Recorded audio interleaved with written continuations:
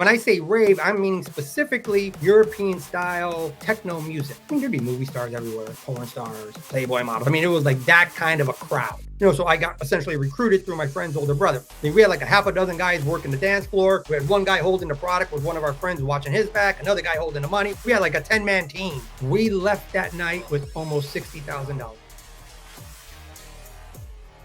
You originally started out late 80s with ecstasy. Now, I do want to highlight before we get too deep into this, your life rights have basically been optioned. They're doing a documentary, and I think possibly a movie is in the works. So we can't divulge like every single thing, but I think you're going to be able to give us enough broad strokes just to kind of give us a good primer on the things that took place, because there's a lot of players here in this, some that people will know if you're in the LA area, and a really famous song that we're going to cover that's almost a snitch album, I guess, if you will. So let's get right into it, man. Let break it down. Take us back to the late 80s in the scene where you were at. What were you involved in? How was it going on? Break it down for us. Well, ecstasy was originally declared illegal in 1985.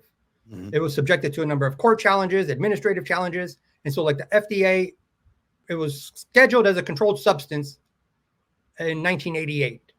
And that was the progenitor of what later on prompted what became the rave scene, because 1988 was very important in Los Angeles, because that was the year where Los Angeles style hip hop really broke through. Like up until that point, you had a few years of, hip hop gaining a little bit of popularity, but it was primarily New York acts, whether it was, Run DMC, Eric B. and Rakim, Beastie Boys, of course. Right. And in 1988, you had NWA Straight Outta Compton. And that really galvanized the music scene on the West Coast. And so now 1988 was also a very important year for me personally, because at the time, early that year, I got introduced to an individual named John Ellenberger. Now, John was older. At the time, I was 18 years old. One of my best friends was my friend Johnny, who I knew from high school. Well, Johnny had an older brother, Joey, who was friends with John. And so essentially you had John and Joey going to nightclubs. You had me and Johnny going to high school parties. Like, we really didn't associate with the older guys, but they'd be like, these were my buddy's older brother's friend. Well, he ultimately, later on, he turned out to be the drug trafficker, who at that point was primarily just, moderate cocaine trafficker. He was, he was living in the Newport Beach area. He was your quintessential rich kid. Like, grew up driving his daddy's Ferraris to high school, 7,000 square foot house, private airplane. His dad owned a racing team, associated with the, prestigious medical university. And so he was essentially the rich kid who went bad boy. Right. You know what I mean? Like, he dropped out of USC, but his whole little network of drug associates were other rich kids, and they were essentially, single kilo traffickers. But if you've got like 7 or 8 guys, you're picking up 8 or 9 at a time. So one to this guy, 2 to that guy. So it starts adding up a little bit, and so by the time we meet him, he's 23. To us, he's a big drug dealer, because I really didn't know any significant drug dealers. And although ultimately he wasn't significant, later on he certainly would be. But at this point, he was significant to 18-year-olds. Right. And the reason why it was important for this guy is because he, and along with his other friends, they would travel over to Europe a lot. So they would go party in Ibiza. Like, they would go to what was in Europe called raves, which were essentially ecstasy and techno music styled driven parties. That wasn't a phenomenon that was really happening here in the United States at the time. Right around that late 80s, like 88, you had the first raves beginning in what was predominantly in New York and on the East Coast. And when I say rave, I'm meaning specifically European style techno music. Like, we didn't even have the term techno at the time. We didn't use the word rave, and we didn't use the word techno. These were underground clubs where acid house music or house music was being played. Later on, it became known as techno a few years later. And so as a consequence of my friend's older brother running around with this rich kid who had been introduced to rave culture, we started getting these underground clubs in Los Angeles, which were predominantly hip hop parties. Like, these weren't no raves at all. Like, you know, the New York parties were essentially like white guys from Europe throwing techno parties. In LA, it was just all street guys from South Central. You know, these were guys that were like, quite frankly, for the most part, like small-time drug dealers or like lower-level wholesalers who loved hip-hop and, you know, were aspiring hip-hop artists. And they made money. They threw underground clubs as a side hustle, essentially. Right. And in Los Angeles, we've always had this real interesting symbiotic relationship between very affluent whites, like living up in the Beverly Hills area, enjoying this like vicarious thrill of going into predominantly Black communities to attend parties. That was like a measure of like street credibility almost. And so the initial underground clubs were thrown in what were the old industrial sections of Los Angeles. You know, today we think of LA as, you know, entertainment industry, financial markets, that kind of thing. Well, back in the 1930s, 40s, and 50s, one of the main industries LA was built upon was aviation, both commercial and military. So when you think of an old World War II movie, you see those squadrons like B-29 bombers, B-17s, B-25s. All that was built in Los Angeles. We have literally hundreds, if not a few thousand, old warehouses, old airplane hangars. I mean, we're talking like literally sprawled throughout the city, from Long Beach all the way up, you know, past Hawthorne through up into Inglewood.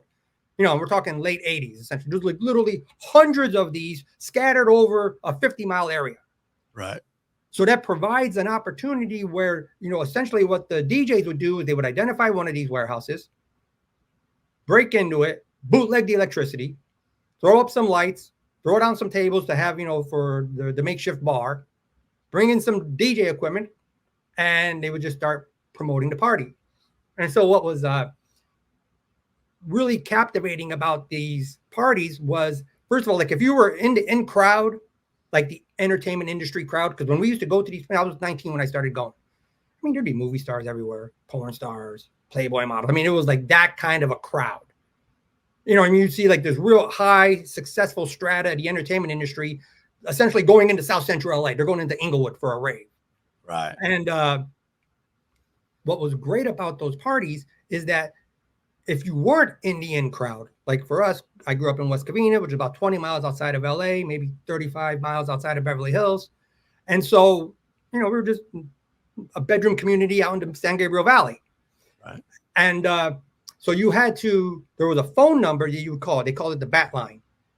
And you'd call the bat line, like this starts, as you can call them after 7. And they wouldn't tell you the location to where to go by the map. They would give you clues that you had to use to figure out the first map point. And so like, I'll never forget, like the first time I called it, they're like, okay, it's on H&A. So they give you the first letter of the streets in Los Angeles where you had to go to the map point.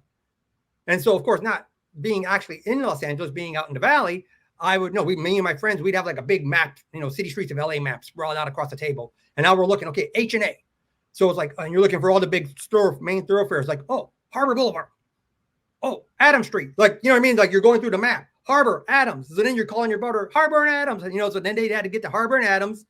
And then there's going to be a guy standing there. There's some black guy just standing there. And you pull up and you ask him, hey, trying to get a map. Got to give him $20. He gives you a coin. That sends you to a second. This is how they filter to make sure you weren't cops. Yeah. Right?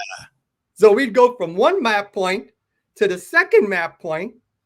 Then you get, and then you get, of course, the second map, and it'd give you coded directions on how to get to the location. And think about it, like if you're 19 years old, you and 3 or 4 of your buddies, you're like on a total adventure at this point.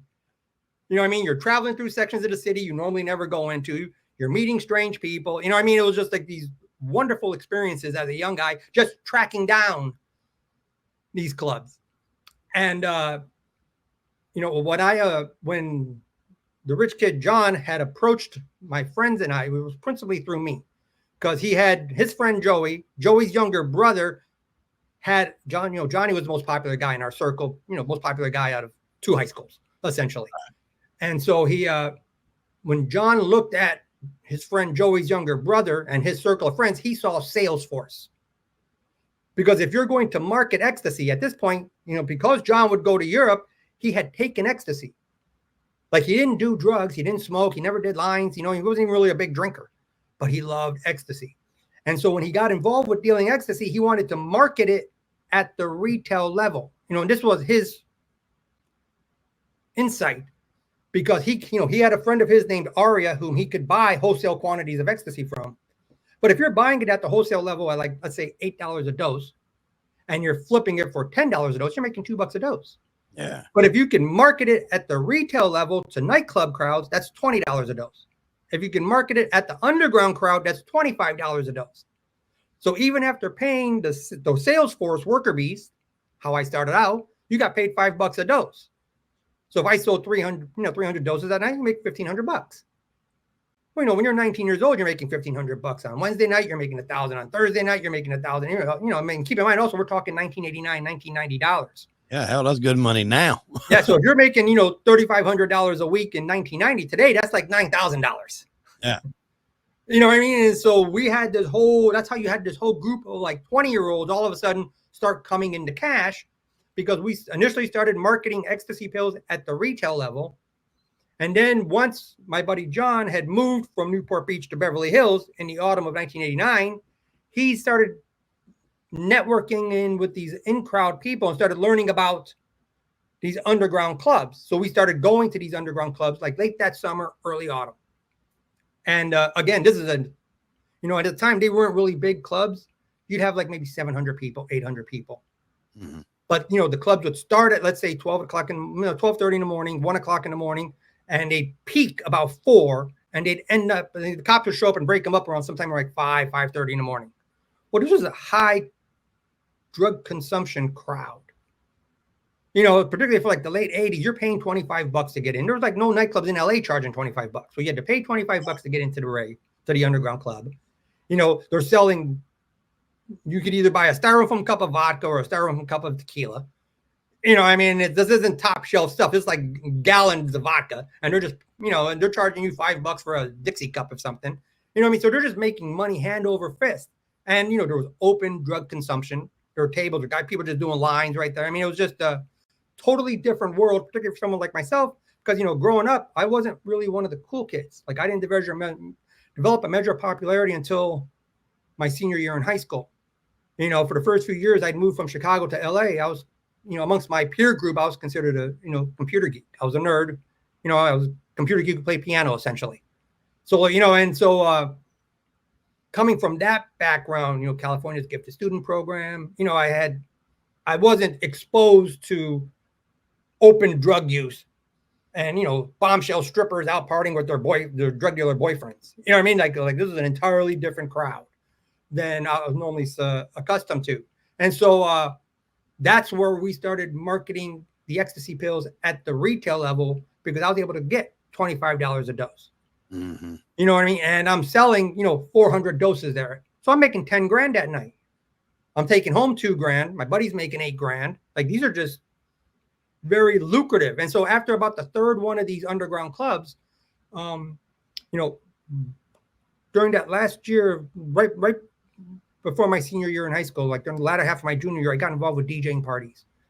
And I grew up in a middle-class community that was, primarily white and Hispanic, but it was like on the nicer end of the Hispanic scale. You didn't have like any Chicano street gang guys. You know what I mean? It was a little bit, it's the areas where cartel operatives operate. People think that the cartel guys operate in lower middle-class Hispanic communities. They're never in there. Yeah. They don't want to deal with the street gang element whatsoever.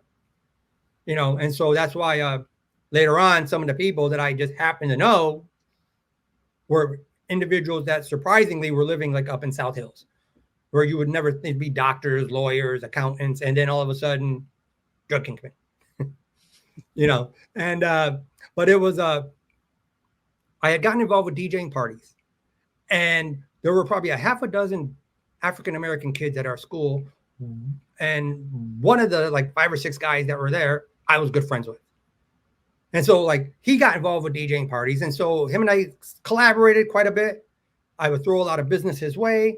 And he would actually DJ the parties in the lower middle class area. Like I'd throw parties in the nicer areas because I didn't want the the gang element to show up because they fight and cops are going to come. They're going to break up the party. They're going to impound my equipment. You know what I mean? Like, so I focus more on the upper middle class, lower upper class segments. Whereas a lot of them people, even at the nicer schools, they're not going to call a black guy to throw the parties. Like they call me, even though I'm Latino, most people just think I'm white. And so like I would throw a lot of business his way. Anyhow, long story short, him and I became really good friends. His cousin, he would have to call security sometimes to come, be bouncers at his parties. One of his cousins was this guy out of Inglewood. Nickname was Bear. Well, 6'3", 245. We're 18. Bear's like, 24 years old, but just huge. And so he'd show up with like 3 or 4 of his guys. And he provided security at some of the parties that my buddy would throw. And I got to know the cousin well. I'd be at some of the family functions and stuff. Well, later on, when I started going to raves or the underground clubs initially, Bear provided security at the clubs. Like the production company that threw the famous one in the late 80s was a place called The Boot. And The Boot moved every week. So you'd have to call the bat line. They'd give you the initials for you to find the location to go find The Boot. So sometimes you'd be in Inglewood, sometimes you'd be in Compton, sometimes all over South Central. Yeah. And predominantly African-American communities, black DJs, black guys providing security. Well, I had a number of these circumstances in the first few years of my ecstasy trafficking activity where I ended up developing a connection that really moved the ball forward. And the first one was Bear. So I was like my second or third one of these parties where I saw him. So I walk over. Now he's like, hey, what's going on? Blah, blah, blah. So next thing you know, like I didn't have to deal with the bat line anymore. Like I got the inside plug. I got introduced to one of the DJs. And the fact that I was selling ecstasy, they were thrilled. Like they didn't even ask for any of the money. They're just like, hey, bring the product. Yeah. Because they're already selling coke there. But they didn't have access to ecstasy, and ecstasy was the hot new drug amongst the younger crowd. So if I could bring that to their parties, they're thrilled that I'm bringing it. Mm-hmm. You know what I mean? And so like, let's say that first year, let's say 1989, you had a number of these underground clubs where I had started distributing ecstasy at. Now by early 1990, you started getting a few of these European style raves popping up in LA, but they didn't attract, the entertainment industry crowd. LA is, as much as I love Los Angeles, it's somewhat of a little bit of a superficial city in that it's driven by status. Right. You know what I mean? It's like you had status if you knew where the parties were. Just being there. That way you can, you're just a lame. You don't know about it. Like, I've seen how the rich people really denigrate one another by, putting on airs essentially. And the raves that were beginning in the early 90s weren't really the cool parties. It was like the island of misfit toys, essentially. You know what I mean? Like the big money guys were the black guys in South Central. Now, what changed things was in the spring of 1990, there was a European style rave in New York where unfortunately there was a fire at the place. Remember, they were breaking into warehouses over there. And right. The thing about these warehouses, they're not designed to hold 1,000 people. Right. You park a fleet of 30 trucks in there, 30 vans or 40 moving trucks or whatever the hell it is. The exits are not rated for immediate evacuation to 900 kids, right. Or people in their late teens, early 20s. And unfortunately, like 70 kids, 80 people, 70 or 80 unalives as a consequence of this warehouse fire in New York. That's what really brought the rave thing to the attention of the American population, because back in in 1990, we had 3 networks for news and CNN. And the world, as far as the media was concerned, New York was the center of the world. So right. A fire of that nature in New York, given this new circumstance, raves, really garnered a lot of media attention, even so far as Los Angeles. So the term rave was associated with underground clubs, whereas in Los Angeles, it had never been associated with underground clubs. And so that's how you kind of got this adoption of rave to encompass a phenomenon that in LA we hadn't really accepted or embraced. And as a consequence of that event in New York, our mayor in Los Angeles at the time was a guy named Tom Bradley. Bradley had made a big public pronouncement where he had brought in LAPD, brought in, the regulatory agencies, the fire department, alcohol beverage control, and instructed them, we don't want that happening in Los Angeles. Shut down all the underground clubs. And so you had a concerted effort by the authorities to target the underground clubs, which up until that point had been primarily African-American based hip hop underground parties. This gave the opening to the ravers because they began hiring, or excuse me, they began renting like auditoriums, which is something, you know, like a black young black drug dealer from LA isn't going to go rent the Shrine Auditorium. Right. They're just going to go break into a warehouse. You know what I mean? And so that spring and summer of 1990, it fundamentally changed the underground scene because there were 4 of what were traditionally raves, all European style music, European DJs, like all white guys throwing parties, listening to music that were popular in Germany and Britain and just Sweden, essentially. And those raves changed things in the sense that not all of them were held in large venues. So like the Academy Awards is oftentimes used to be held in the Shrine Auditorium. Well, there was a rave thrown there at the Shrine Auditorium called Love, Sex, Dance, LSD. Right. And it's like 3,500, 4,000 people. You know, like 3 times, if not 4 times bigger than the biggest underground club. And when we worked that particular rave, we left that night with almost $60,000. Damn. You know, and again, we're talking $1990. That's like 140 grand for a bunch of 20-year-olds, 21-year-olds. I mean, we had like a half a dozen guys working the dance floor. We had one guy holding the product with one of our friends watching his back, another guy holding the money, one of his, you know what I mean? We had like a 10-man team working this rave, you know, and we'd get to the party, we'd take off our shirts, and we had the fluorescent day glow paint. We would spray paint X's across our chests. And so we just walked through the crowd because these weren't bootleg warehouses. They had actual laser light shows and lighting. So they'd have like all the fluorescent lightings. So all you would see would be the fluorescent X's walking through the crowd. Doink, doink, doink, doink, doink, doink, doink, doink. And, you know, like I said, that changed things for us. You know, on a personal level, it was very disappointing because from the very inception, I couldn't stand techno music. Like I despised the music. I didn't particularly care for the culture. You know, it wasn't the smoking hot strippers out partying with their drug dealer boyfriends. It was like hot girls from the Valley or hot girls from Orange County. But like, you know, it wasn't the fake breasts and high heels crowd. Right. Like, you know, like I've always had like good girlfriends, but a lot of the women on the side were, you know, smoking hot, but a little bit slutty. Yeah. You know, and so going out to clubs, that's what you're looking for. You know, you're 21 years old. You're looking for the smoking hot hotties. You're not looking for, the girls wearing tracksuits with high heel, with like tennis shoes because they danced all night. You know, the ravers would show up at midnight. You're dancing till 5, like no heels, no fake tits, no skimpy outfits. Like,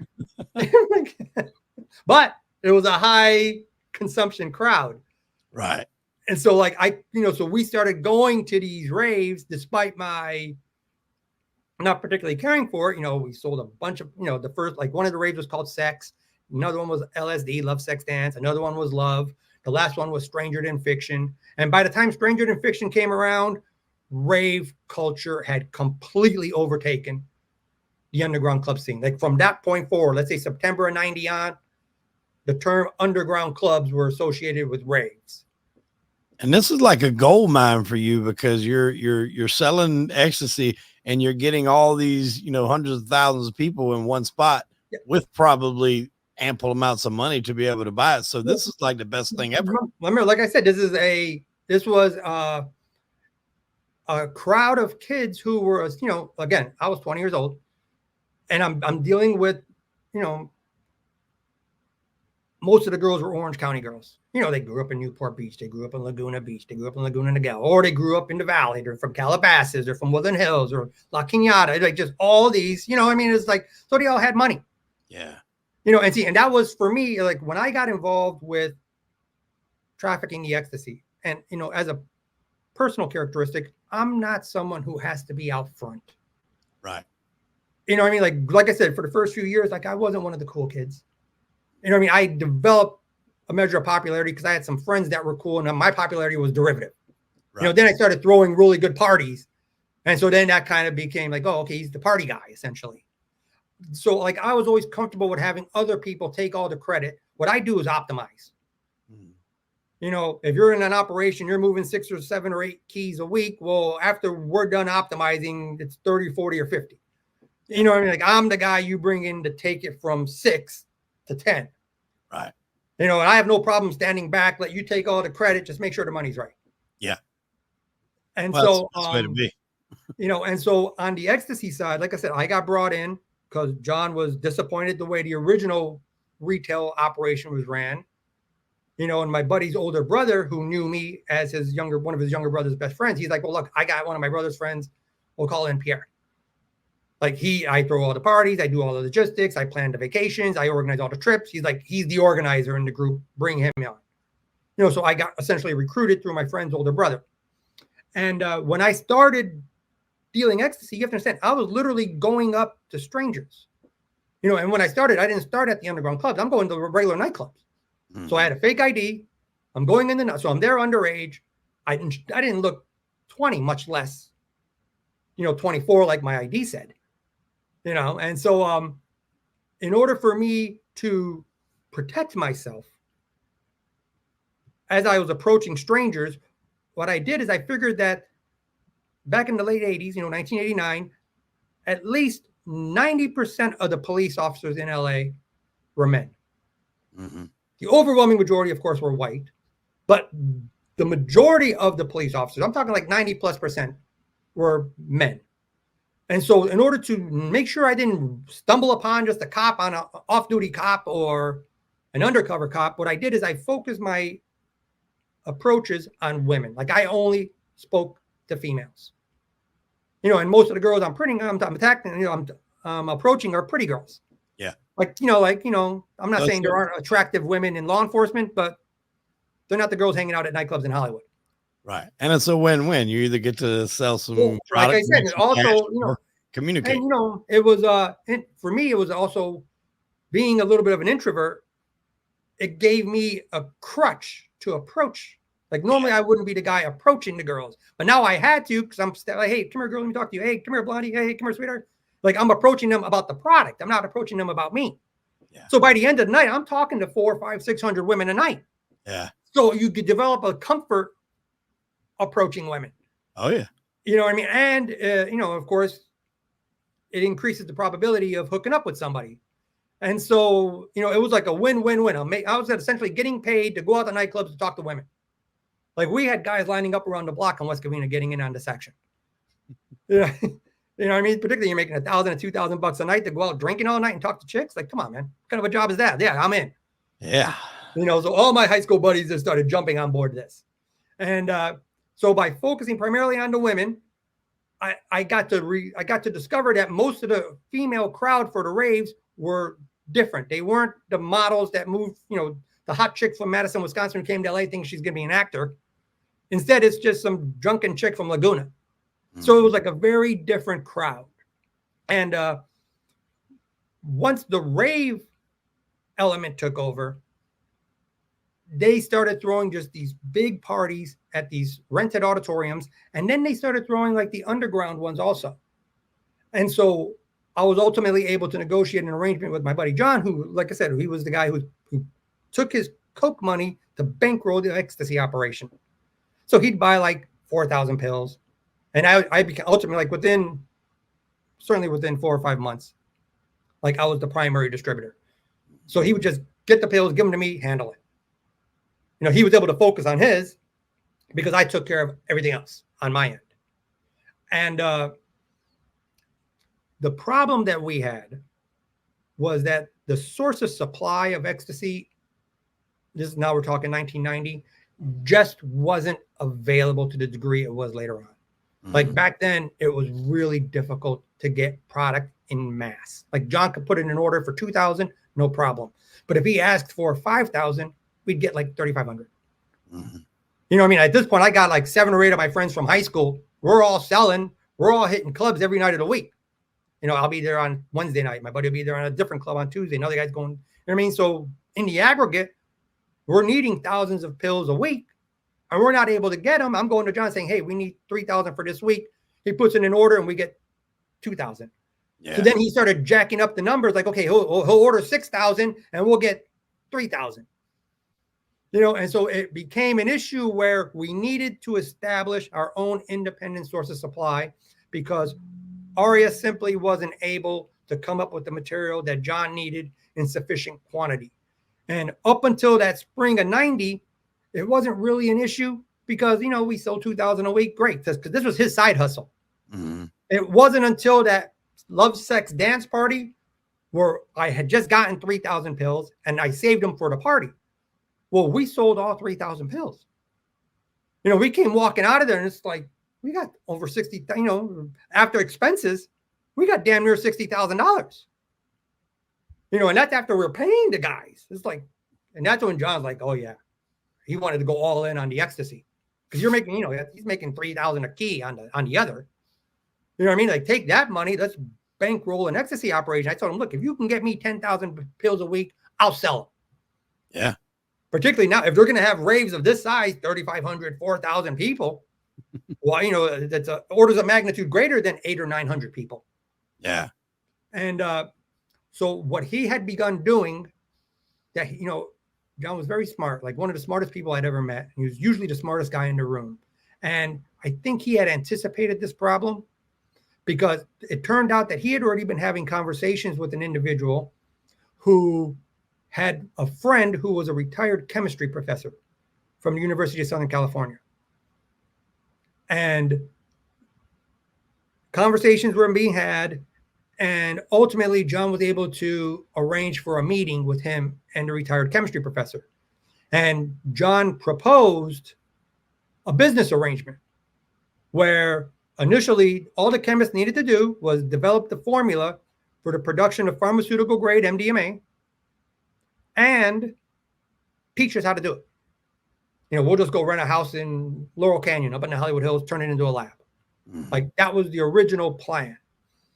And the chemist, after back and forth negotiations, ultimately agreed. And so he ultimately came back and said, hey, look, instead of a one-time flat fee arrangement, why doesn't we set it up to where he'll start a small business that'll provide the cover to manufacture the ecstasy? So instead of going, the thing about Les is Les wasn't a criminal. You know what I mean? He was 63, 64-year-old. At the time I was 21. So to me, he was just an old guy. He was like my grandfather's age, essentially. However, older guy, retired chemist, been in academia and private, the private sector for 4 decades at that point. And he wasn't a criminal. So he didn't want any red flags. That was his thing. No red flags, because there's a precursor compound. There's a precursor that you can use to manufacture ecstasy. And I have to be very careful because one of my restrictions is not talking about how to manufacture pharmaceutical grade compounds. So it's just in generalities, there's a single precursor that the DEA restricts that is one step away from ecstasy.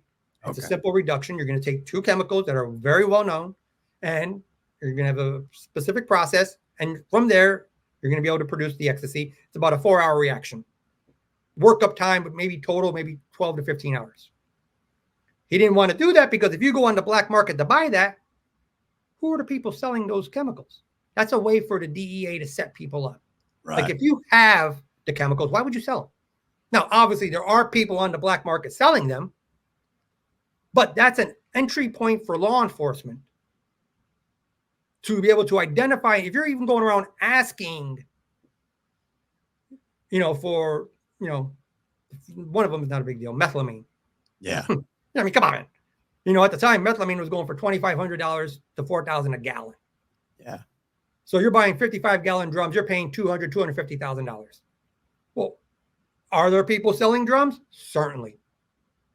There was a mob guy out of New York operating in Orange County who was selling drums. But why would you talk to these people?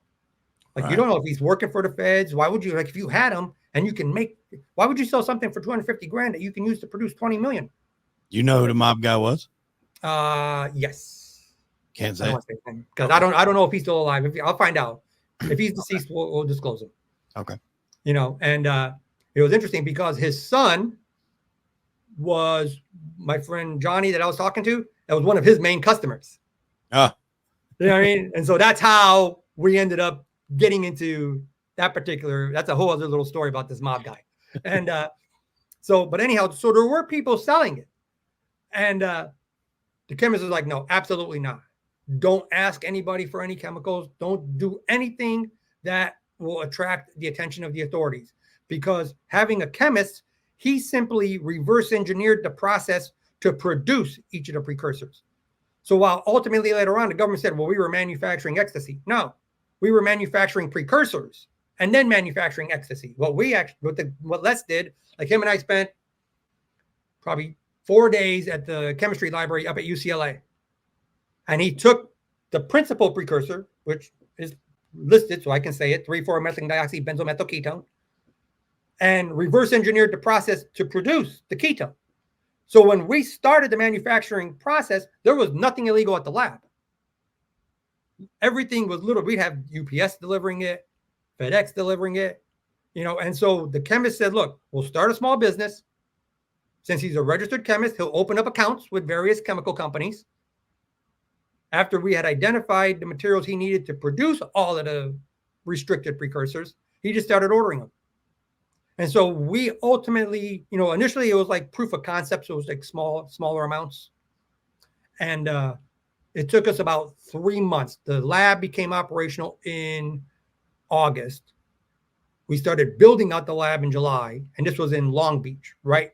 Literally next to Long Beach Airport. Like you could go out the back door and planes are flying right overhead. And so John got the chemist a place to live in Long Beach. And ultimately, I was responsible for the chemist because John lived up in Beverly Hills. My friends and I lived in West Covina. However, my girlfriend lived in Newport Beach. Well, from Newport to Long Beach is, maybe 15 miles. Right. And so the way it'd be is like I'd swing by, I'd spend the night at my girlfriend's, drive over to Les's, pick him up in the morning, take him to the lab, run him up to UCLA, go to the chemistry library. We couldn't go to the USC library because he didn't want to see any of his old people. They'll start asking questions like, hey, what are you doing? He's got to play it off like he's retired. And he didn't want to have that kind of an association. And so we'd spend a lot of time at UCLA and he would develop the formulas. And it literally took, let's say, August, September, October. We had a phrase in our group said, back to square one. We had probably about a half a dozen manufacturers where we got nothing. Like back to square one, like it was like decision trees. Like the first step worked out. Now we got like 2 choices. So we'd have to take one. Fuck, it didn't work. Go the other route. Then go to the next route. So we literally took about, I'd say 6 or 7 manufacturers before we generated product. And when we generated that product in mid-October, it was a small amount, maybe like 1,500 doses. Again, proof of concept. And the material was absolutely amazing. Because it turned out that the overwhelming majority of the ecstasy being sold in Los Angeles wasn't actually MDMA. The MDMA compound is very difficult to synthesize. Like I can attest to that. When we actually built out our big lab, we had tens of thousands of dollars worth of laboratory equipment. We had, sophisticated instruments. We had a chemist who was in the industry for 40 years. Like we had a fully functioning lab, which was able to produce the genuine MDMA compound. The overwhelming majority of what's considered ecstasy at the time were actually what today are called analogs. They're, similar they have a similar molecular structure with somewhat similar pharmacological effects, but they're different than the MDMA itself. And so, like in the absence of knowing any better, you think what you're taking is great. But when you actually try real MDMA, it's literally an otherworldly experience. Like I was not big on consuming. Like for me, doing a full dose of ecstasy, like staying home with my girlfriend, like that was her thing. We'll do ecstasy together. Right. But the people that were in the ecstasy community, it quickly elevated us to being the most well-known traffickers simply because we had access to the pharmaceutical. And so like the first couple of manufacturers were small. Like the next one we started doing, like we got it to the point where we were getting, we got 1 kilogram, then a second kilogram. And then the third one was 2 kilograms. Like we started scaling up a little bit, and initially we were doing 150 milligrams per dose, which came out to 6,500 doses per kilo. Now we didn't have a pill press. And this is what became an issue later on. And this is how the FBI later on were able to infiltrate through the Beverly Hills side of the conspiracy, is because Dr. Freeman wouldn't allow us to have anything that would be suspicious at the lab. We couldn't have a pill press. We moved the lab from Long Beach. Initially, we were producing adhesives for female beauty products. Like back in the early 90s, it was popular for African-American women to have like fake hair, right, like weaved in with their hair. Like he built his girlfriend was African-American, and her mother owned like a chain of a dozen beauty salons. Wow. And so he developed the adhesive compound that she began marketing through her beauty salons. And so like when the neighbors would come around, their eyes would glaze over because he's talking about, hair extensions and women's products. And nice to meet you guys. Like they were never suspicious of what we were doing, and like I was one of the clean cut guys, like my buddy Johnny or Joey, like they didn't want him around the lab because they had long hair. Like you look at Joey, you thought he was a rock star. Whereas for me, I was clean cut, take my earrings out, put my, my Harry Potter glasses on, and I'm the lab assistant. And we had like law enforcement coming through the lab. We had the fire marshals coming through 4 times a year, quarterly inspections, semi-annual inspections, annual inspections. We had, EPA inspectors coming through because, they want to know how you're treating how are you storing your chemicals? How are you storing your waste? How are you treating your waste? Like I'd have to demonstrate the solvent recovery systems. So this was like a fully functioning lab that no one realized was actually a cover for manufacturing ecstasy. And once we started scaling up, the original lab space was too small. Like he'd gotten like a little, a 1,500 square foot space in a little industrial park. So we ended up moving the lab from Long Beach to the Inland Empire section of Los Angeles, which 35 years ago was, much of it was just agricultural. Right. Like I understand today, a lot of it's been built out. But when you got past Ontario Airport, it was literally, you had Chino State Prison and dairy farms. Yeah. When they built prisons is nowhere near this town center, the city centers. That's where they built prisons, 50 years ago, 40 years ago. Well, today it's all built out. But 30 years ago, when we were operating the ecstasy labs, it was just all dairy farms. And so we ended up renting a place, probably about 6,000 square feet, which is a big lab. And we had a half a dozen workstations.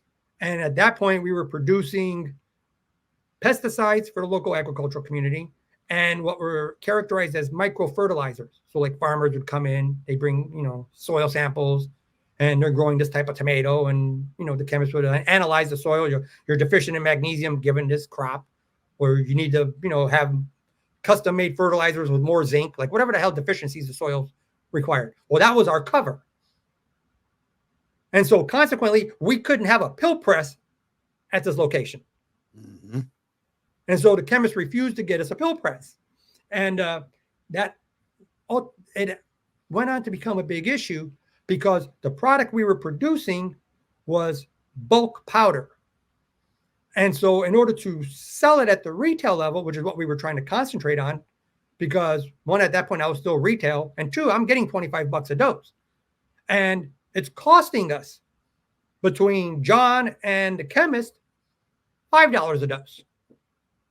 You know what I mean? So we were splitting the money with John, but our profits were no longer $5 a dose. Our profits are now $12 a dose. Right.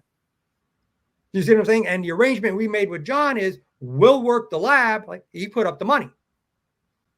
And so, we started, initially it was like 6,500 doses, then a second 6,500 doses.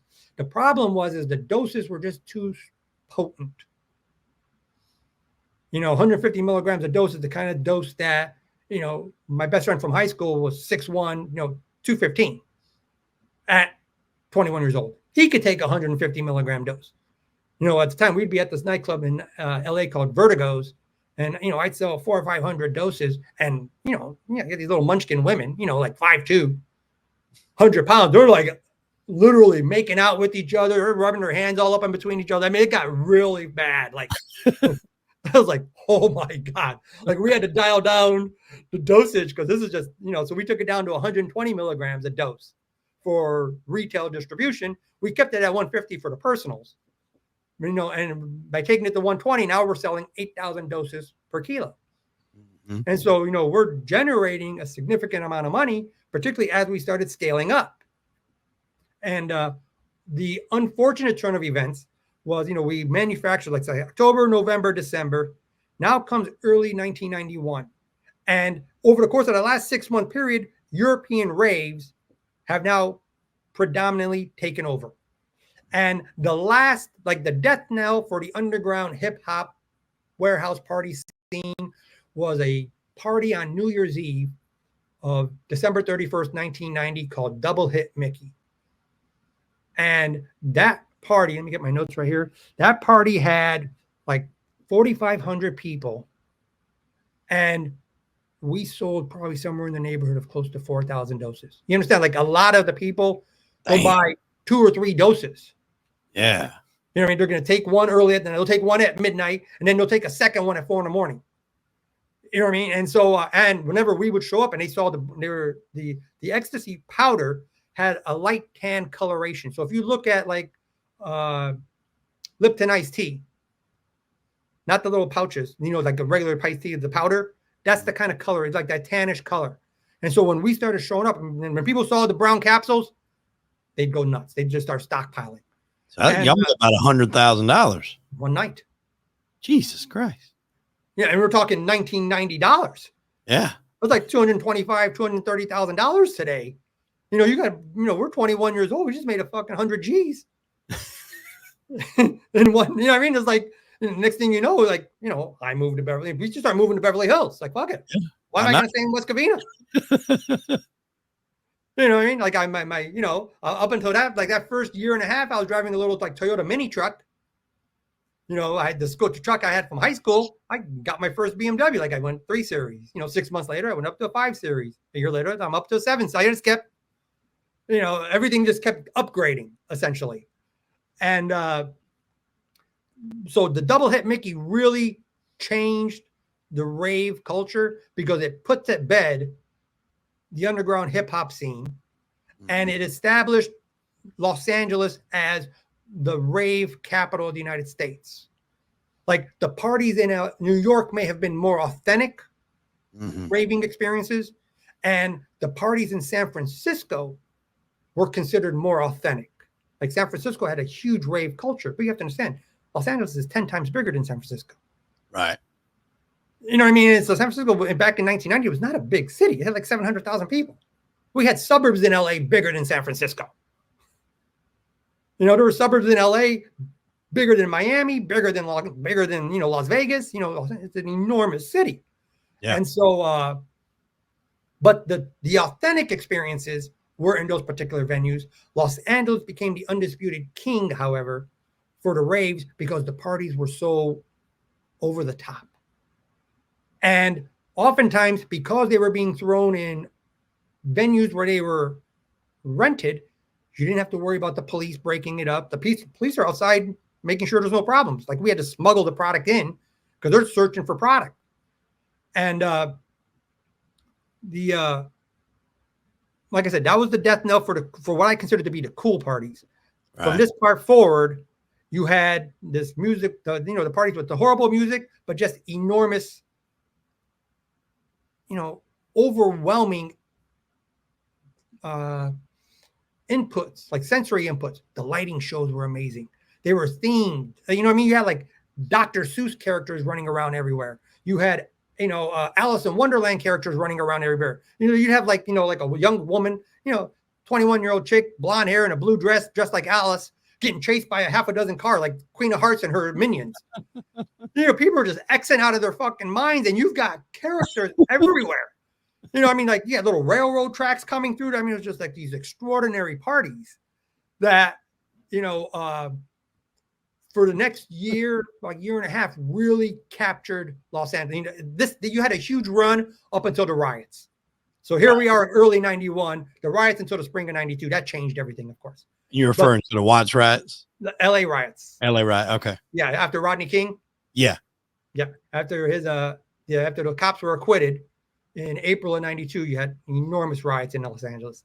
And that really changed the rave scene, but we're not necessarily there yet. From our perspective, when things flipped over to the raves in early 91, there was a misfortunate event in that the chemical that we were using that was 100% legal, which I'm not going to say, was restricted, not because it was put on the DEA's list of restricted chemicals, but because the FDA restricted it. You have to understand, in the pharmaceutical industry in the United States, and this is what I learned from the chemist, Les explained to me that the pharmaceutical industry in the United States they cannot patent a natural compound. You can't patent vitamin C. Right. Hence, pharmaceutical companies don't get involved in vitamins. Now, they can create their own vitamins with a separate molecular structure, and they can patent that. You understand what I'm saying? And so it's like you can't patent opium derived from poppy plants. But you can, of course, create morphine or then later on heroin. These are derivatives of opium. Well, you can't patent that. But what you can patent is synthetic opioids, like Phenny. Phenny was created in a lab. It's not derived from the poppy plant.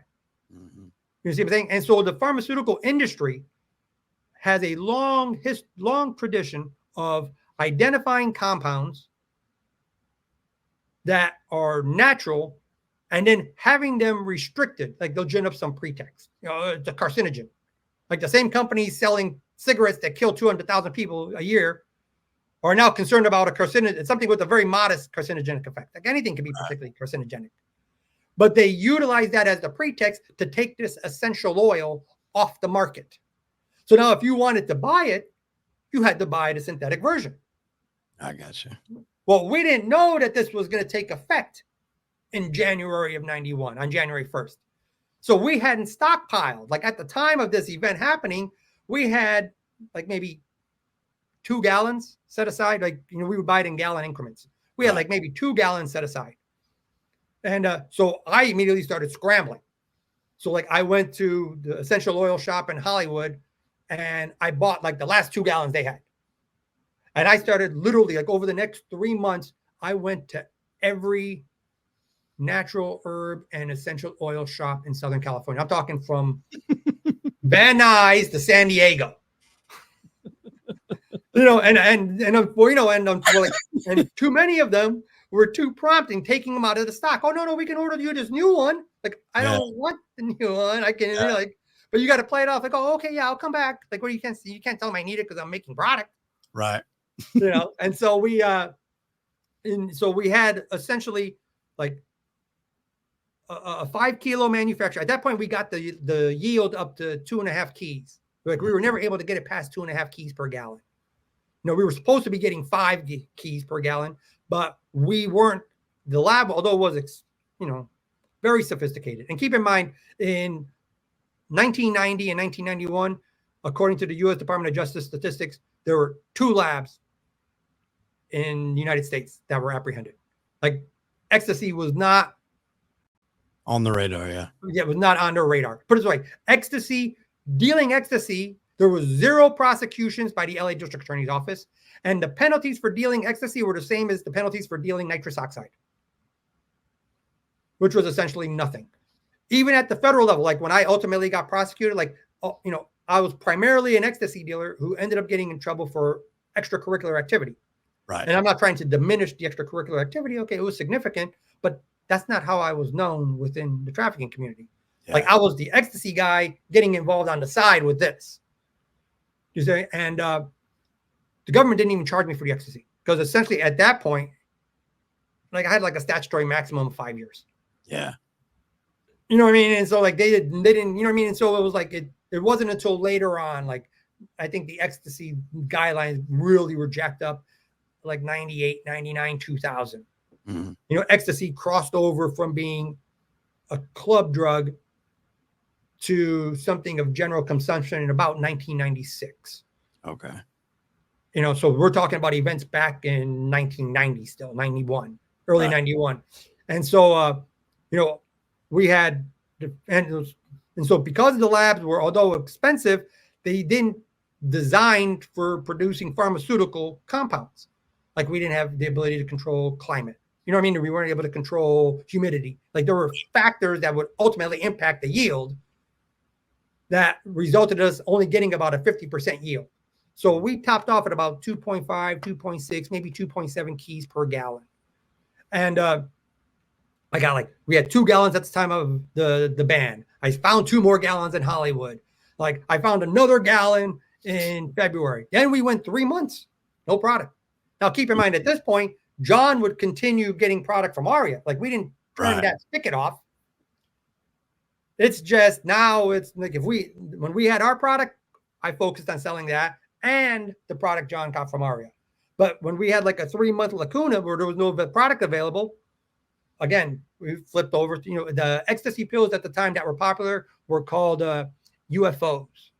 Generally, they would be called flying saucers. You know, the ecstasy community early on had adopted the alien motif. Like the character that represented the ecstasy community was Marvin the Martian. Okay. You know, the little Warner brother, the Bugs Bunny buddy. Yeah. All right. So like if you're walking through a mall and you see some hot chick wearing a Marvin the Martian shirt, you know she did ecstasy. Like that's how they signaled to one another.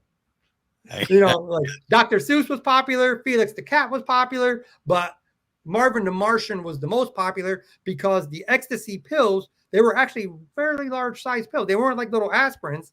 They were a little bit larger and they were shaped like little flying saucers. Hence, they were called flying saucers and hence the adoption of Marvin the Martian. And so for a few months there, we were just back to selling saucers. And in May, I found another gallon. This was at a place in San Diego. Like just stumbled upon, like it was like a lucky stroke. And 3 weeks later, right before Memorial Day weekend, me and a couple of my buddies run our way out to Lake Havasu, and I'm pulling the boat, you know, and my pager starts going off. One of the people from the Hollywood shop called and said, "Hey, we just cleaned out our inventory. We found 3 more gallons. Are you still interested before we discard them?" Like, are you fucking kidding me? You know, I'm pulling a fucking boat. Like, fuck this. I'm getting off the fucking freeway.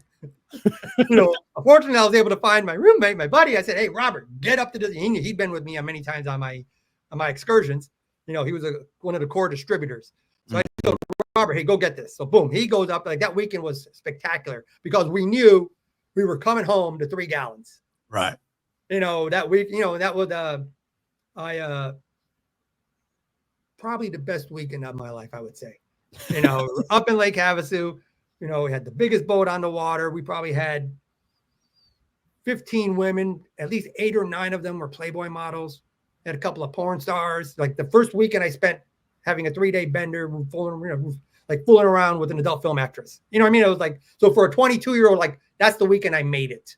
Oh yeah. That's good times. You know what I mean? Like that's when, like, okay, you know, because growing up, like I went from being the computer geek who played piano to that, you know, and that was a transition that no one really expected. And so when we got back home, we knocked out that load. And see, you know, although John was the leader of the ecstasy group, his supplier was Aria. John and Aria were good friends. Mm-hmm. And the arrangement we had with John was that we would manufacture. John puts up the money. We operate the lab. Like he put up the capital. We worked at the lab. Right. And of course, John would come to the lab and he learned the processes along with us, but none of the Beverly Hills guys could come. Like the chemist only wanted me and my friends because, you know, I was formerly an honor student, top 2% in the nation, top 2% in the state of California, top 5% in the nation. Scored a 95th percentile on my college entrance exams. I got full scholarship. I jacked it off to go be a drug dealer, so I'm an idiot. But, you know, the bright kid with the scientific mindset. And so between me and my best friend, you know, he was like, "Man, these guys are great. You guys work the lab." You know, so Sean and I handled the lab essentially. while, the other guys in my circle handled the distribution. Well, when we would manufacture the product, the arrangement was 50-50 split. So West Covina would get half of the load to manufacture. Beverly Hills would get the other half. Well, John would just turn around, give it to his buddy Aria, and Aria would handle distribution. So there was always a little bit of tension between the two groups because they were always like crying in John's ear, it's not fair. Why are they getting half? You put up all the money. Like, hey, jackass, we work at the fucking lab. Right. If LAPD comes through the door, you guys aren't going to jail. We are. Yeah. And so there was that issue where, half of the product was going to Beverly Hills. Whereas, so if there's a 40,000 dose manufacturer would be 5 keys. They'd get 20,000, we get 20,000. And by that spring of 91, I had gotten moved up to wholesale distribution activity. So I'd gotten my first wholesale customer, who was a guy down in Orange County. Then like that spring, through one of the strippers, I got introduced to a guy that she was dating. He was a cocaine trafficker from Chicago coming to LA to get product at LA prices. He tried ecstasy with her for the first time, fell in love with ecstasy. Next thing you know, we start to, slowly, but we end up building a significant trafficking relationship. So there was at this point, I was in the process of developing relationship with 2 guys that would later on become 2 of my main guys. Right. So I was transitioning away from the retail scene. 1, because I couldn't stand the music. At this point, it was just all raves. And 2, I was deeply involved with the manufacturing, and I was now developing the capacity to sell, 10,000 doses at a time rather than 1,000 doses at 3 nightclubs over the course of 3 nights. Right. So I was making less money, but I saw where it was going because once we were able to obtain a secure source of the chemicals, the sky was the limit. So my concern was build out the wholesale capacity. And that summer, after we made that manufacture, we ended up producing it, let's say 40 to 60,000 doses. But Aria and one of his friends, his buddy Rob, spent that summer backpacking in Europe. Like these rich kids would go on these stupid trips, you know what I mean? And so we ended up getting all the product for West Covina.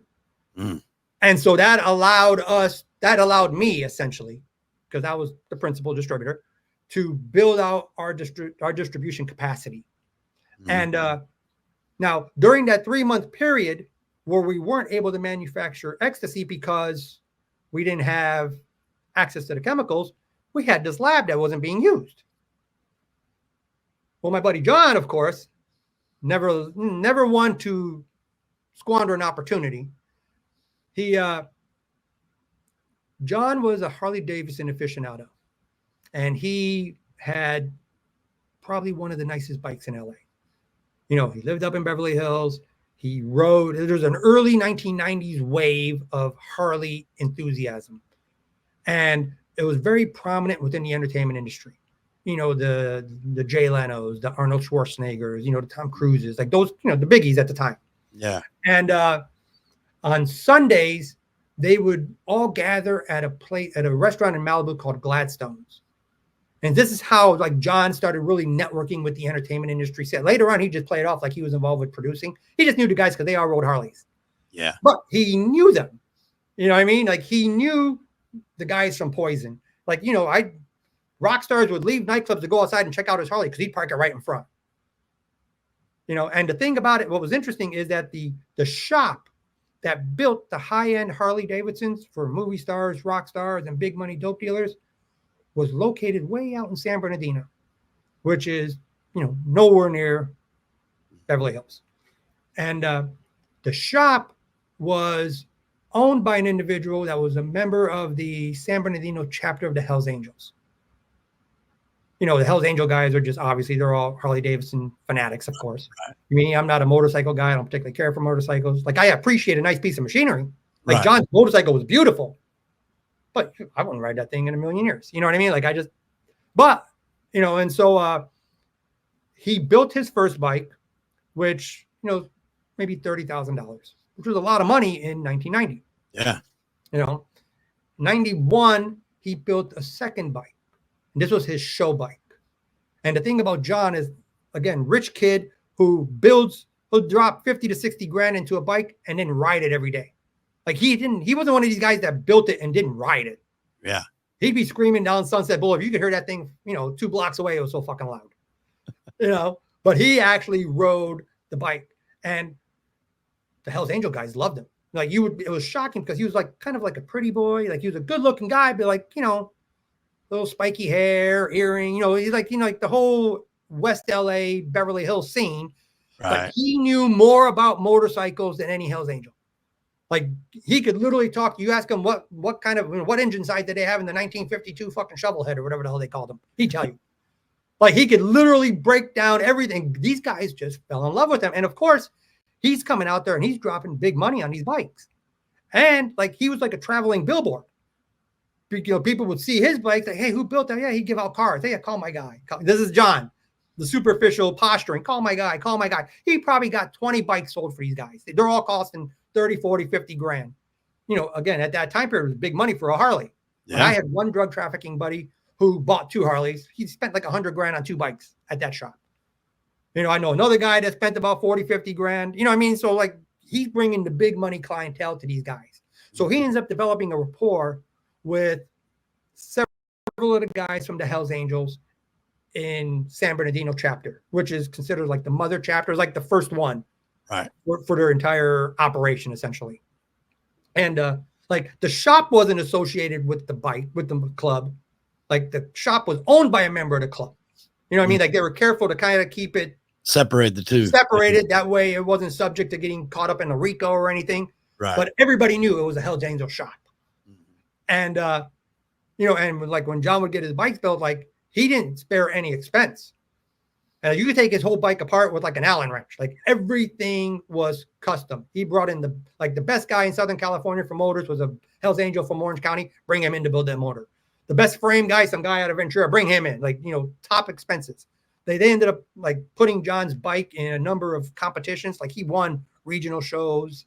And because it was Hells Angels who built the motorcycle for him, he let them paint his bike red and white, which is their colors. And they would enter in all kinds of competitions. So like John was like on the speed dial for several of these guys.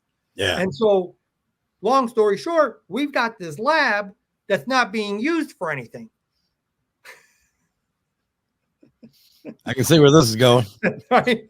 So John, of course, knows several Hells Angels. And at the time, the Hells Angels were involved in trafficking methamphetamine.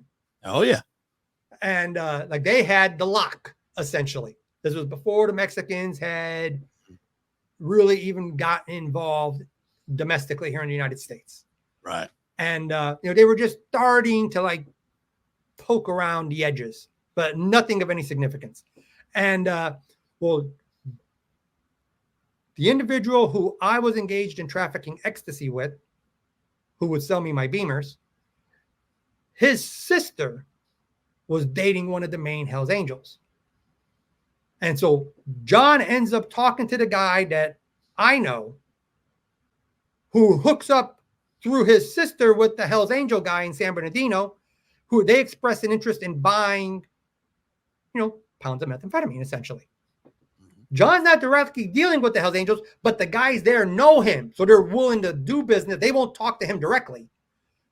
They let the guys, the members whose girlfriend is brother, like, they'll go through family members.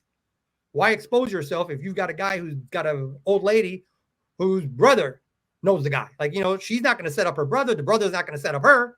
Right. Let the brother take the risk. Of course, John has to posture and let everybody know, yeah, he's dealing with the red and white.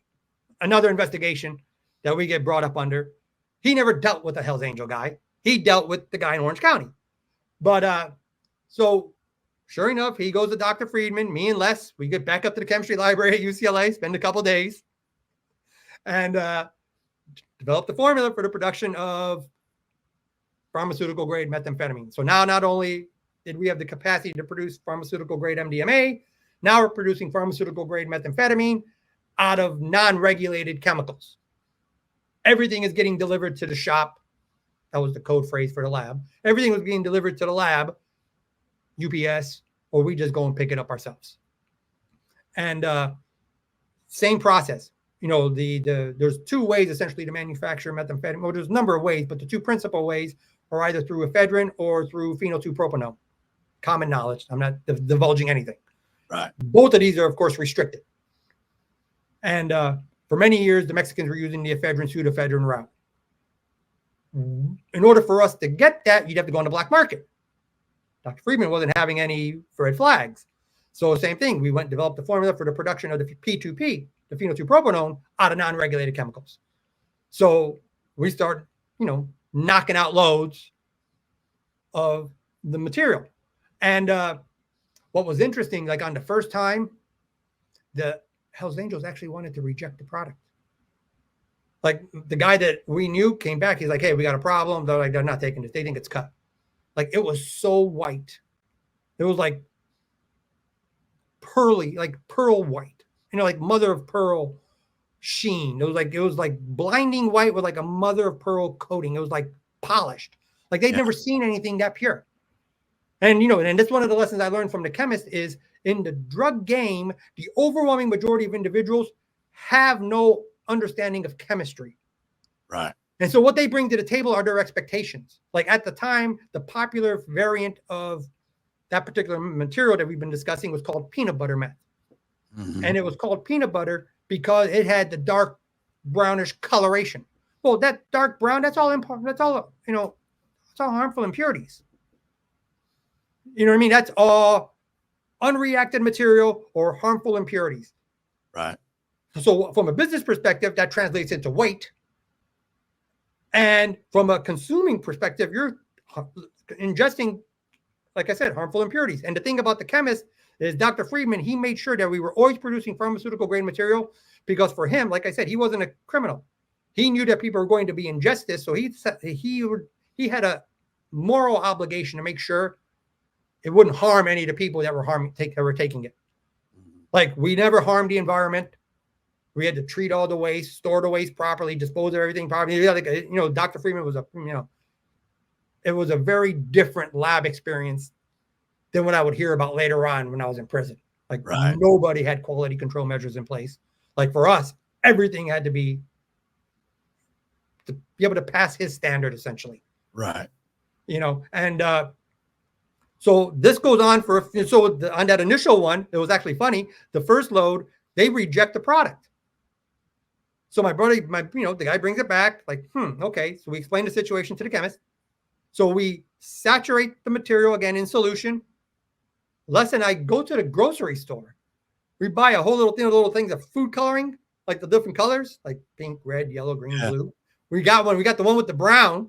Dropped in some food coloring, and turned it in order to get it to be like the color of peanut butter. Yeah. And so we had to literally adulterate it by adding food color because these guys who don't know anything about fucking chemistry have the nerve to claim the product is cut. Like later on in my case, one of the guys that was recorded by the FBI talking about the product I produced, he's like, I don't know, I think he's cutting his product. Like every one of my seizures, like 100% pure, 100% pure, 100% pure, 100% pure. Like, hey, Jack, you got the best quality product on the market, but you don't have a frame of reference with which to evaluate it. Yeah. And so people who don't know anything can't tell the difference. Mm-hmm. That's why when people actually started taking the pharmaceutical grade MDMA, they realized there's an entirely different level of experience than what we had normally been taking. Because for the first year, I thought the ecstasy that we were getting from Aria was great, but it wasn't genuinely MDMA. Right. And so that's what happened with the whole Hells Angel thing. And this went on for a few months. Then we got the ecstasy precursor back. So we knocked out a couple loads. So essentially the lab's got dual purposes now. Right. Right. And we were looking for the precursor that the FDA had restricted. Well, the guy that was the middleman between the Hells Angels, he was able to talk to the Hells Angel guys. They found us 255-gallon drums. Now we're getting at that point 2.5 kilos per gallon. So you're talking about 20,000 doses per gallon. 255-gallon drums is going to make us about 2 million doses. You're talking about $25 million. And so he comes back. He's like, hey, Hells Angels found us 255-gallon drums. Okay, what do they want for it? They want 110,000. They wanted 1,000 a gallon. Like they had no idea what they were sitting on. Yeah. Bought it. Buy it. But here's the interesting thing. They wanted $110,000 for 255-gallon drums, but they didn't want the payment in cash. they wanted the payment in product, but not our product, the ecstasy. They wanted their product. And they didn't want the methamphetamine being produced through the non-restricted manner. They had gotten their hands on some 55-pound canisters of ephedrine. So they're like, hey, they wanted to shoot us their chemicals. Well, we knew that they weren't cops. Yeah. You know, and again, John's not dealing with the Hells Angels. He's dealing with the guy that's the middleman. Mm-hmm. And so so we essentially had to agree to manufacture their ephedrine into their material as payment for the material that for the 255-gallon drums that we needed for the ecstasy. And see, and this is ultimately what happened. Like, here's a circumstance where I got involved in seriously, like in, let's say, the methamphetamine context. Right. To further the ecstasy operation. Right. Later on, when I got involved with the cocaine, it was to further the ecstasy operation. I was getting the product from Vancouver. I had to deal with the Chinese. Remember, we had that episode where we talked about the Chinese money laundering. Well, this is how the Chinese come into the picture. It's got nothing to do with the Chinese. Yeah. It's just that the product was coming out of Vancouver. They were Chinese. So now we had to develop that connection. You know what I mean? So everything, the substrate that formed the basis upon which all the subsequent drug activity was based upon was always the ecstasy. And so in order for us to produce that material for them, me and the chemist had to go back up to the chemistry library, UCLA. We spent a couple of days, developed the formula. And this is how we learned how. So now we learned how to produce, meth essentially from two different starting points. Yeah. And again, like we're getting 90+% yields with 100%, purity levels. And ultimately later on, that's how the authorities would knock us off, essentially. They knew that was your stuff. That was the DEA agent said that was the signature. Every time there was seizures, either out of LA, San Francisco, Seattle, like anything on the West Coast, Honolulu, where the product was 100% pure, it always led back to Beverly Hills. And she said that was your guys' signature because there just wasn't that many people. Today, it's not all that unusual because you've got, the operations in Mexico are, from a manufacturing perspective, they're extraordinary because they're sophisticated and they're using real chemists. It's not like, not like the Hells Angels in the 80s with some bathtub loads. You know what I mean? It was like, these are serious people producing serious product. Well, 30 years ago, there weren't too many American operations like that. Right. Simply because not too many guys are going to have their hands on an actual chemist. Right. And so we started knocking out the loads. It took us like 3 manufacturers to produce their product for the Hells Angels. They gave us the 255-gallon drums. And that's when, by this point now, we're talking like September of 91. And, within the rave side, I had not only began to dislike the raves because of the crappy music, but they had started going commercial. Like at least with the underground clubs when we started a couple years earlier, like everything was illegal. Like there was that excitement, that edge of, like you're not going to get in trouble for going to an underground club, but you're going into a shitty part of town. Everything was just, it had a certain allure to it, like that outlaw image. Whereas now they're having raves like at Knott's Berry Farm. It's like an amusement park. It's like a big rave in Knott's. You know what I mean? It's like they had one called Gilligan's Island on Santa Catalina Island. Like daytime raves at amusement parks, raves at the Shrine Auditorium. Like you could rent the Shrine. Like the American Dental Association rents the Shrine Auditorium for a convention. You know what I mean? Like there's nothing, edgy about this. This is just, kind of lame. You know what I mean? Like I'm not one to denigrate, but like this just wasn't my crowd. Mm-hmm. You know what I mean? It was like, now, of course, it was enormous as ecstasy markets. And so like one of the guys in my circle, my buddy Danny, had developed relationships with several of the promoters. So we went from supplying the retail sides to supplying the promoters. They're going to throw a 5,000 person rave. We'll just sell them the 5,000 doses. Let them handle distribution. Because now we're making a lot more product. We're not worried about, we only got 20,000 out of this shipment. We got to divvy it up. Now it's like, okay, well, how many you need? Like, we're essentially sitting on, 70, 80, 90,000 dose manufacturers. Right. I was able to take it to the point where I'm selling 10,000 doses to this guy and 10,000 doses to this guy, 20,000 doses to this guy. You know what I mean? So the manufacturing had scaled up, corresponding wholesale distribution activity had scaled up. And with the raves having become essentially Disneylands, like, it provided the pretext I needed to kind of disengage from that culture. We kept supplying some of the people that were involved with throwing the raves, but other than that, like, I wanted to become like the largest ecstasy dealer on the West Coast. You know what I mean? That was like my ambition at that point as a 22-year-old. And is that how you would eventually wind up meeting the what's his name, Jimmy? No, well, okay, well, Jimmy, you have to understand, that's a funny story. Remember, I had told you about how my buddy John loved to posture. And I keep at this point, that June, we moved to a house up in Beverly Hills, about 6,500 square feet. In 1991, the economy was in a major recession. Right. And so, we were living pretty large. I just got my 5 Series Beamer, moved up to like a 7,000 square foot house. And the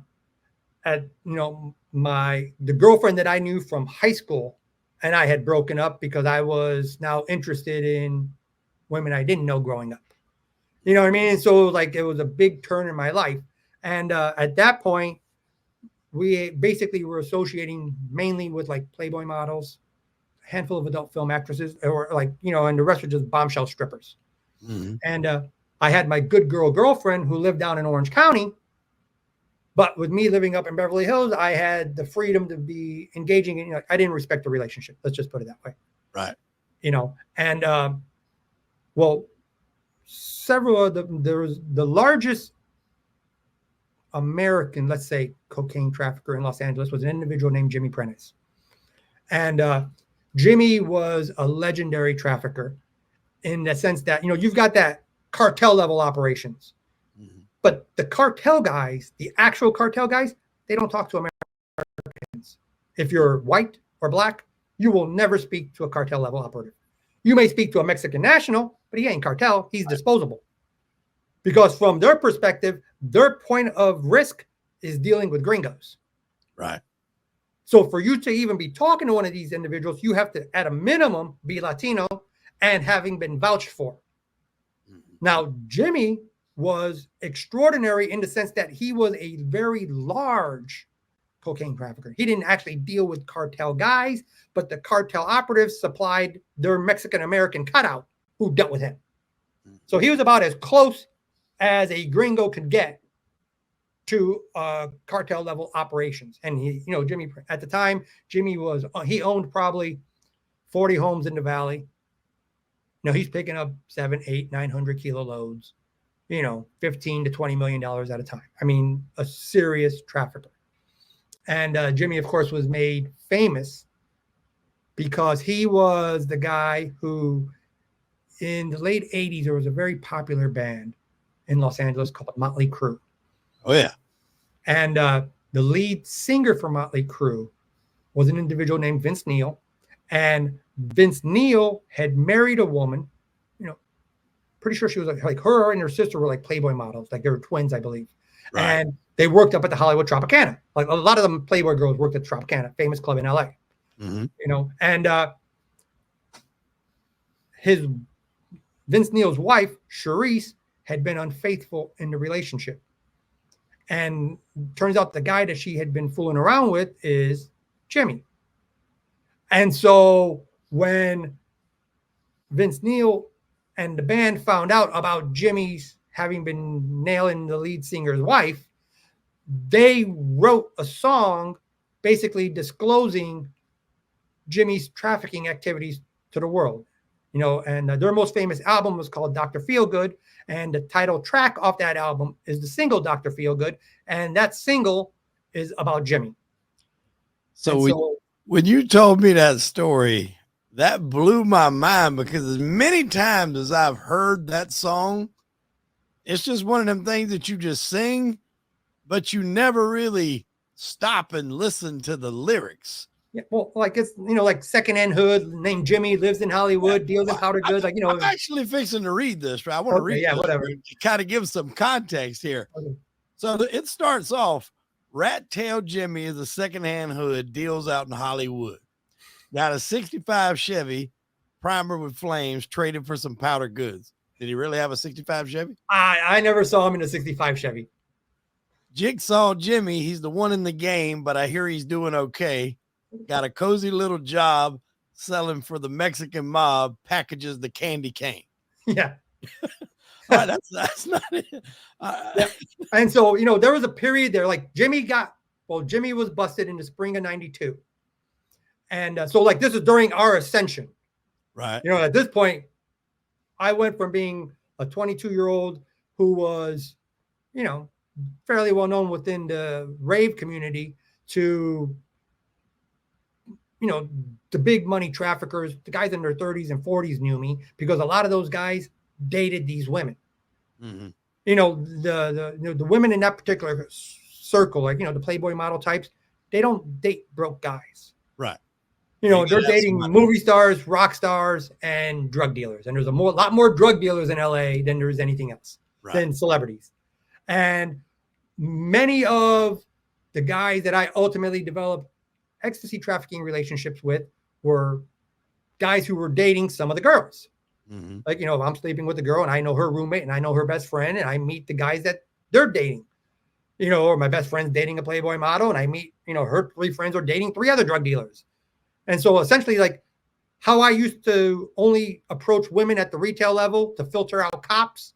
Later on, when I built my nationwide ecstasy distribution network, it was essentially through meeting drug traffickers from other parts of the country that came to LA that kept their LA honey on the side. Mm-hmm. Like my guy in Chicago kept his LA mistress in LA. The guy from Miami had his side piece in LA. You know, all these guys had their side pieces in LA. Most of them were, you know, those kind of women, essentially. Right. And Jimmy's girlfriend worked at the Hollywood Tropicana. So he was nailing a girl from the Tropicana. He had been previously with another girl from the Tropicana, the one who was Vince Neil's wife.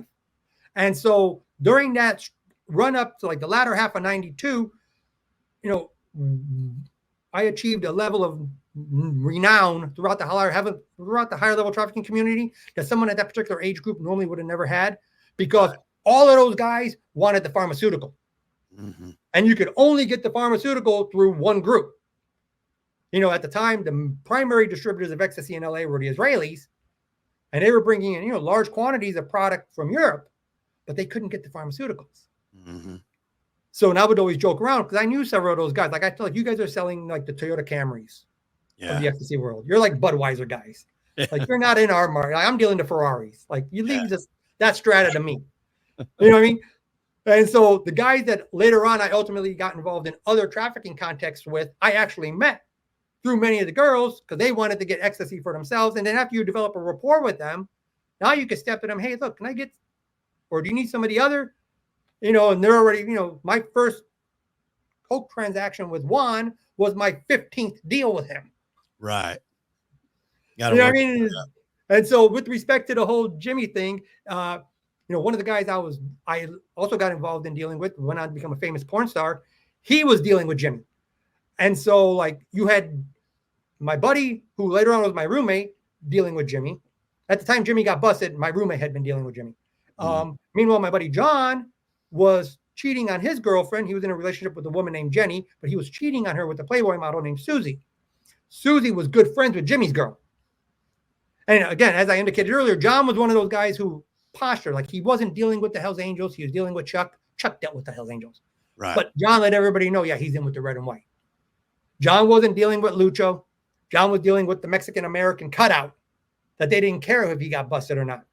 Mm-hmm. But as far as everybody was concerned, John was dealing with Lucho, you know, big cartel guy in LA. Same thing with Jimmy. John wasn't dealing with Jimmy. John's side piece was friends with Jimmy's girlfriend. Right. And so Jimmy would, you know, that would get John invited to the parties. It wasn't John getting invited. It was Susie getting invited, and she'd take John.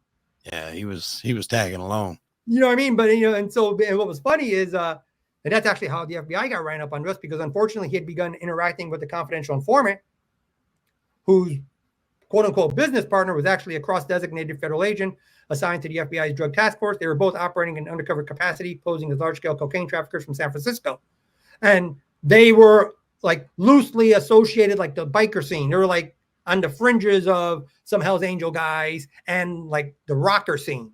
Mm-hmm. You know what I mean? And so here you had John was quote unquote friends with Jimmy. He'd tell everybody, yeah, me and Jimmy are like this. Like, come on, man. Like, you know, like I'm, you know, like I know it's all bullshit, but other people, of course, don't. But when he told that to an FBI agent, yeah, and his informant, it painted a huge bullseye on us. Now we're living in a 6,000 square foot house in Beverly Hills. The oldest guy in our group at this point, John, was 27. He's dealing directly with Jimmy. Boom, they started mass. You know, at this, you know, that kicked off the investigation that ultimately resulted in, you know, 6 years later. Yeah, the guy you were living with. That was, can we say his name? Well, later, not that. No, at this point, when Jimmy's going on with John, it was John Ellenberger. Right. And I was dealing ecstasy with my friend Jay. Mm-hmm. His name is, he was the famous porn star who, what was his name? You said? Jay Gardenia? Or yeah, Justin Sterling was his name on film. And the only reason, I don't tend to know a lot of male porn stars' names, but the only reason why I know him is because of his very famous, probably one of the most famous porn stars, at least in my opinion, Jenna Jameson. He was married to her, and they done a lot of actual on-screen films together. Yeah. When he and I stopped doing business together was about 3 years before I got indicted. Like, he and I were good friends, but he had gotten involved with porn. Like, at the time, he was dating Chasey Lane. Yeah. Who was, you know, one of the most beautiful porn stars. Yeah. You know, she wasn't your quintessential, you know, California blonde. She was just spectacular in person. Right. And so he called me up actually one afternoon. He's like, hey, man, I'm going full into porn. You want to go? And I'm like, no, man. Like, you know, like and honestly, like I knew a bunch of actresses, but like I'd seen maybe 2 films, like with one film with one girlfriend, one film with another. Like I wasn't into porn at all. Like I didn't care for strip clubs. Like I knew strippers. I didn't go to clubs. Like I knew porn stars. I didn't watch movies. Yeah. You know what I mean? Like I didn't need the fantasy. I knew the people. You kind of had the behind the scenes to it anyway. The real. Yeah. And so, you know, at the time, so Jay's in with Jimmy while my roommate is posturing like he's in with Jimmy. And like Jay was there on the night that Jimmy and Vince Neil came to blows over Charisse. And it was so bad, like that last 6 months before Jimmy got knocked off, he had like his own theme music. It was like Darth Vader. Like he'd walk into a nightclub and Dr. Feelgood would come on. You know what I mean? It was like you knew when he was in the house. Like you could be at a regular nightclub. You know, where you were up like at Bar One. You know, we're all partying in Beverly Hills. You know, we're on the Sunset Strip at the Roxbury, or you know what I mean, just real exclusive nightclubs, and they'll stop the hip hop song or the dance song to put on Dr. Feelgood when Jimmy walked in the house. And yeah, it was in the fort. And when he ended up getting knocked off, and then, you know, about 2 months before he got arrested, you know, I was dealing with Jay. And at that point, I was sitting on probably a couple 100,000 ecstasy doses. So, you know, like I'm 23 years old, $2.5 million worth of product. Mm-hmm. And so we were significant ecstasy operators. Like later on, you know, 200,000 doses would be like considered an average deal for the Israelis. Right. Well, like I got to become friends in prison with a guy named Tamer Ibrahim. And like Tamer and I didn't really know each other on the street, but we were both in Beverly Hills. Like he dealt with my friends. Right. Like we were on the other side of the same conspiracy. But he went on to become like the biggest ecstasy dealer in the history of the country. Okay. And for him, like 200,000 doses was an average size. But 6 years before he got rocking and rolling, like back in 92, 200,000 was, you know, there weren't anybody operating at that level essentially. Mm-hmm. You know, and at that point I was already being targeted by the DEA out of Orange County because at this point, my friend from high school's older brother had become my best friend. And Joey had done a deal with the mob guy's son down in Orange County, the guy who had the chemicals. And you know, jumping on the 405 freeway, you had a 2-person carpool lane. So I jumped in the car with my buddy to ride down to OC. He did the deal in the parking lot, but I was there. And so he sold the product to the mob guy's son. The mob guy's son gives the product to his partner. The partner goes and puts the product into the hands of a DEA agent. And so when it came time, he flipped, but he didn't. He protected the mob guy's son. So he said, hey, look, I got it from Joey, but he didn't know my best friend's last name. But he knew me because earlier that summer, when I was during that single period, I had been sleeping with a girl who turns out he had a crush on. Like, so he knew who I was. So the name he gave to the DEA was mine and my best friend's, even though it was Joey's deal, but I was present. You know what I mean? No, so technically that would make me a part of the conspiracy. I'm not trying to disavow any culpability, Right. but the fact of the matter is I got lit up because I had jumped on the car to help my buddy, hit the carpool lane. Yeah. And recognize you because of a girl you were seeing. And this guy, unfortunately, recognizing me because he had a crush on the same girl from 4 or 5 months earlier. We've just talked. I just want to mention this really quick. We've talked for almost like an hour and a half, and you've told me the level of sophistication that you guys are working with. You got chemists, you got the best products, you got the best chemicals. You're doing all this stuff to get the highest grade, the highest purity, and that's what brings you down. Yeah, and that's still 6 years away. Yeah. Well, see, and that's why the individuals, a very famous producer had snapped up the rights to my story in 22. Mm-hmm. And they ultimately passed on doing the story because it's just too long. Yeah. You know what I'm saying? It's like there's too many, if you really can't tell the story in a 2-hour film. Which is why they're like, they're developing it into what's called a scripted series. Yeah. Well, I was about to say, you got to have a series because, we're on episode 4 or 5 and we talk about something different every time. Yeah. And, Yeah.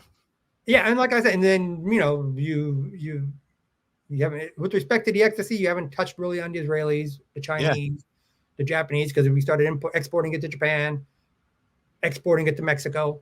We sold a ton of ecstasy, just because, the ecstasy markets are structured around party cities.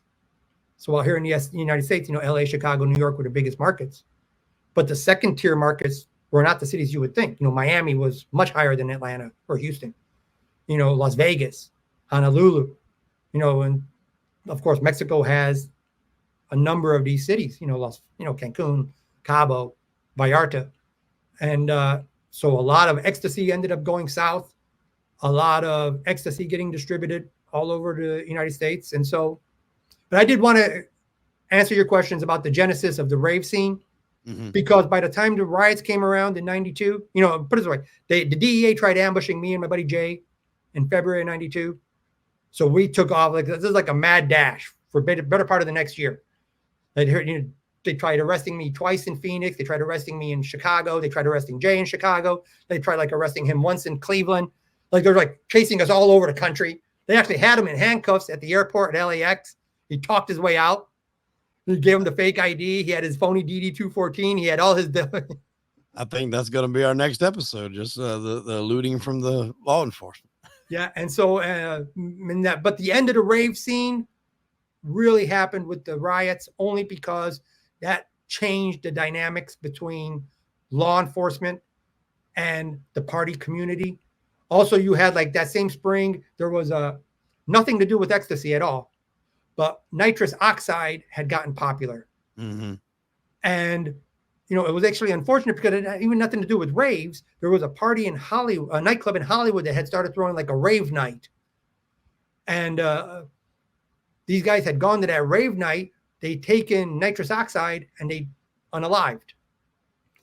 And so even though it wasn't a rave, even though it had nothing to do with ecstasy, the authorities used that as a mechanism to say raves are killing, unaliving people, essentially.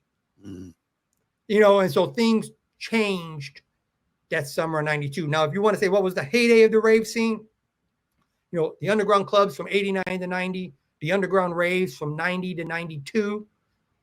Even after that, it was smaller put this way, unless they were in auditoriums, that spring, there was a rave that had 6,000 people, 7,000 people. But again, nothing outlaw about that, nothing edgy.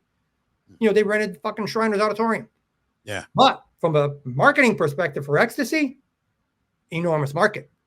But that was the death knell of the underground rave scene. From that point forward, it was commercial pop. It was mostly Orange County girls, San Fernando Valley girls. Gone were the days of the smoking hot strippers, and just a very different scene, which later on, of course, became what it is today with EDM. But the genesis of that happened in Los Angeles, where you had, 3,000 people, 4,000 people, 6,000 people, and people began to realize that, hey, this could be taken to a level that you see now where, you have 100,000, 200,000 people festivals in Vegas. Right. Yeah, they just had one back, I think, earlier this month in March. It was like a 3-day festival out there, rave style thing. I forgot the name of it, but even people that I know here in South Carolina went to it. Yeah, the 3-day rave is something that was very popular in Europe. Like the guys on the Beverly Hills side of the operation, they'd go to Ibiza for like a 3-day bender. They'd go to Greece for some 3-day island rave. There was a famous rave in May of '90 in Manchester, like that kicked off what was called Generation E, for ecstasy. Yeah. And, they all went to that, like for me, like I said, believe me, when I thought ecstasy was revolutionary and we were essentially, like the zealotry of religious converts, but I never really became too part of their culture only because I didn't like the style of clothing. I didn't particularly care for, the more wholesome women. You know what I mean? You already got a good girlfriend. You're looking for the side piece that's smoking hot. You're not looking for another good girlfriend. Right. And so, and of course the music but it was a very different scene. But no, obviously looking back, it was something that was extraordinary. I had friends that made a lot of money in the rave scene. One of them built out a beautiful, clothing company, catering to the ravers. And so, a very interesting experience. And I wanted to share that with you because you watch a lot of the episodes on YouTube and stuff where they're talking about guys who got involved with raving in the 90s and 97 or 98. Yeah, you weren't there in 88 and 89. Yeah.